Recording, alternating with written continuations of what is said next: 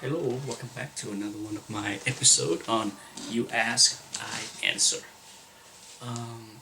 John, Dr. Vanchila, sent me an email a couple days ago, and he wanted me to, he wanted to hear my thoughts on the decline of the print runs in the 70s, basically the decline of comic books collection in the 70s, as well as the fast rising prices of comic books in the 70s, as it goes from 15 cents to 20 cents and then 25 cents and 30 cents and so forth. I'm not sure I have the answer for his question, but I will do my best to inject some of my thoughts into things that are known, okay, and have been discussed by other people in the hobby for a long time. First and foremost, I put a link below to Chuck at My High. The owner of My High Comic is Chuck, and he is probably one of the, like him or hate him or love him, he's definitely one interesting character. No doubt his discovery of the My High collection that later turned into the My High pedigree is a significant milestone of the hobby. But Chuck has a really interesting history in comic books that he has put down a lot of it in many of his articles that he wrote and posted online. So I link below to those articles, and many of what I will be talking about, many of the things that I learned as far as distributions, direct market, came from those articles that he wrote. Also, I also put another link below to Jim Shooter article. Jim Shooter, of course, also is in the know as far as the distribution system. So it's below. So for those that care to read more on this topic, you're welcome to click on the link below and enjoy the reading. So first and foremost, many of what I know came from those articles, as well as other. There are, over the years, I learned a lot from other people. So please keep notes that most of this is not something that I came up with. Other people has talked about them. I'm just trying to link many of the articles together and then inject some of my own thoughts into them to try to make sense of the history, because many of these things are not detailed enough to give the definite answer to anything. Back to back to John question, Dr. Van Schiller. He mentioned that he felt that the declining sales of comic book happened pretty fast from 1971 onward. And I'm not sure if that was correct.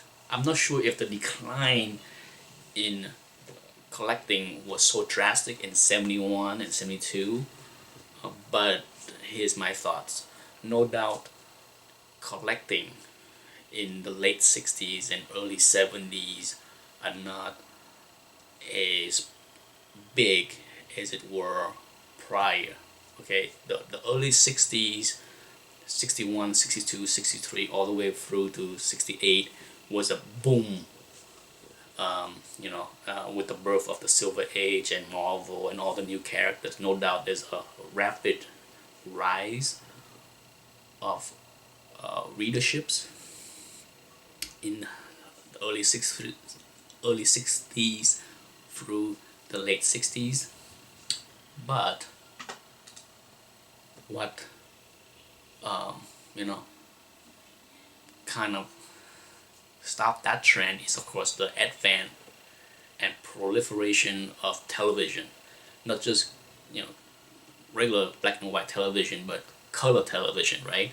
So by the early 70s, you have the Brady Bunch, you have the Partridge Family. There's a slew of family-oriented shows that target the teenagers that aid into the time that people have for comic books, because regardless if the speculation phase has started, a majority of people still like to read what they buy. And as with today, um, you know as more things start to take up times of other people, of readers, less people will collect. That's a that has been true since the 60s. As more distraction are introduced, uh, kids find less time for comic books. So it's not a surprise that there are a slow decline in the late 60s through the early 70s. So that's not the big driver of the decline in readerships. Okay, so sure, it plays a part. TV plays a small part in it. Now, inflation of the 70s started to be really bad. If you study of economics, inflation in the US through the 40s, 50s, 60s was fairly tame, normal, nothing outrageous. And the 70s, of course, from history, we all know that the oil crisis that caused major spike in inflation rate of this country is around 1973. So, is the rising cost, rising inflation, and rising cost of paper and all that stuff play a big part in forcing the publishers like Marvel and DC to raise the price so rapidly from 15 cents to 25 cents between 1970 and 1973? I don't think that is a main driver. Certainly by 1973, that huge spike caused the big jump from the 20 cents to the need to get to 25 cents quickly. But from 1970 to 1972, already there was a trend to increase the cover price from 15 cents to 20 cents, with you know a lot of introduction of the 48 pages and giant size that cost 25 cents and even 30 cents and even 50 cents. There were a lot of, I call it gimmick, back in those days where Marvel and DC started to do a lot of reprints, where they would put 48 page or 52 page into a book to justify charging 25 cents or even 50 cents. You gotta understand, back in those days, the significant amount of cost for many publishers had been the cost of the writers, the artists, all that stuff. The production cost is cheap. Printing books back then was still pretty cheap, but when you had to pay for the people to produce the book upfront, it's expensive. But if you doing reprints, there's no cost to it. Okay, back then there's no royalties for reprinting, so Even when Marvel and DC decided to put out 48 or 52 pages where they would include 8 pages of new story, the other 40 page, guess what, cost them nothing. So instead of having to pay a huge cost for production costs, they are paying literally half or a third of the production cost of a regular 20 something page comic books. So a 48 pager or a 52 pager containing, basically 80%, 75 to 80% reprint stuff that costs them nothing. So the profit margin on those 48 to 52 pages are pretty fat. That's why that's why I think they start to do that in the early 70s. In 71, I believe, for example, this book came out in 1971, and it was one of the earliest 50 center, right? I'm not sure if the very first one or not, but it's definitely one of the earliest 50 center. So definitely the driver of this book, I think, has less to do with the high inflation rate that was going on in 1973 through 77 that caused the cost of production to spike significantly. Now, on top of that, I think one of the problem that has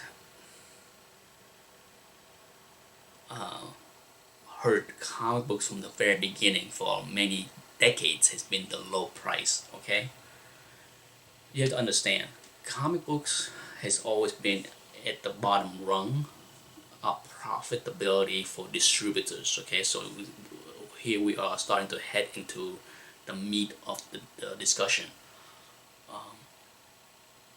Distribution is key for almost everything, especially tangible product.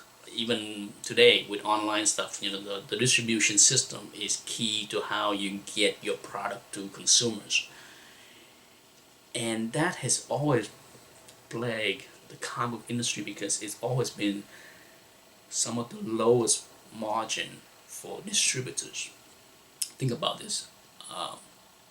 It costs the same amount of effort to bring a bundle of comic books to the newsstand as a bundle of magazine like Lifetime magazine or Sport Illustrated, right? So it pains the distributors to have to bring these things to the newsstand where they literally making 2/3 less. Okay, how do I get that number? Let's go to 1970, for example. The cover price was 15 cents in 1970.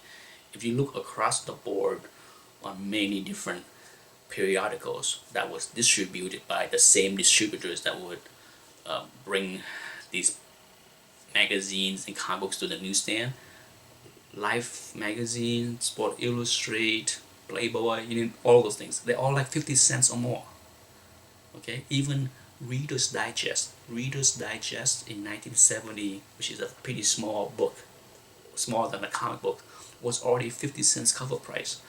So the introduction of the 48 pages and the 52 pages with the 25 cents to 35 cents and even the 100 pages for 50 cents, I believe the introduction of those books in 1971, 72 is more likely the byproduct of the publishers trying to appease the distributors, because it's a win-win, right? Marvel and DC make more money. The consumers willing to pay the higher prices for more pages, and at the end of the day, the distributors won't be whining so much about the low margin. It's still low, but it's at least a lot better than it used to be. If you look at the way comic books, I can't talk about the magazine because I'm not sure how magazines publisher handle their business, but for comic books it had been the practice forever that unsold portion was supposed to be returned, and then you get credit for that, right? So back in the old days, the distributors would deliver a bundle of say 500 comic books to the newsstand, okay, and the newsstand would sell say half, and then 3 months later, when it's time for the distributor to take back the unsold portion, he would physically count the books and then give you credits for the stuff that you didn't sell, okay? So there was a physical take back of what was not sold, and this I believe this happened through the mid 60s, and then as a cost of shipping and returning became more expensive, someone came up with the idea that you can rip the top 1/3 part of the front covers and just return that portion for refund. Was done. So if you see a lot of like late Silver Age book with the missing top parts of the covers, most likely that was one of the books that they ripped up the return for the refund or credits. So in the up until the 70s, when the books are returned, the publisher can choose to destroy it or resell it, right? That's where you start to see a lot of bundling, the 3-packs, the 4-packs, the 5-packs. A lot of the bundling that started to happen from the mid 60s, or basically stuff that was returned, unsold portion of the newsstand. I don't know when the 3-packs started, but I think the earliest multi-pack that I saw was 1966. If anybody have more information on that, I love to see it and hear it, because it's always fun for me to find out more about the multi-packs. I don't collect them, but I think they are kind of neat because they are a key part in the history of distributions. So this is how return were handled. Now, in the early 70s, this is where it's a little bit fuzzy for me because I can't find the exact date, but there are a significant change in the policy where basically the distributors was able to force the publisher into accepting a new policy where accepting unsold portion is no longer unsold portion will no longer have to physically be returned. Okay, that is where the slippery slope started, and I believe that is the biggest cause of the decline in readerships in the early 70s through 1976, 1977, that almost killed the publishers.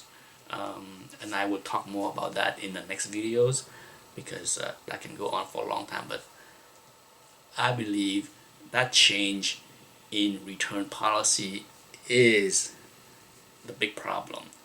Okay, I will elaborate more in the next video. Thanks for watching.